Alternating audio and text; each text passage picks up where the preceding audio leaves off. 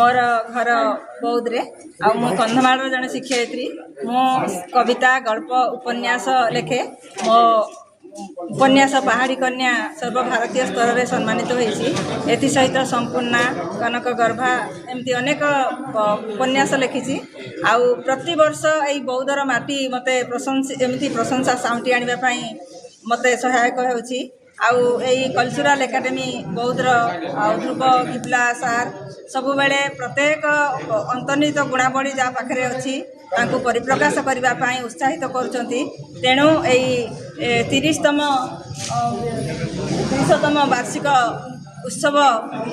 मत भी संबर्धना दि जाइए भक्ति साहित्य रे तेणु मु बहुत आनंदित आउ समस्त कवि मानू यही ओडिया भाषा साहित्यर राहा को ओडिशा भाषा साहित्यर विकास पाई यही जो प्रचेष्टा को मु स्वागत करुच्ची आमे समस्ते बहुत आनंदित भाषा साहित्य ओडिया भाषा जितेबाला रसातलगामी होगाकू जाऊँगी शुद्ध बनान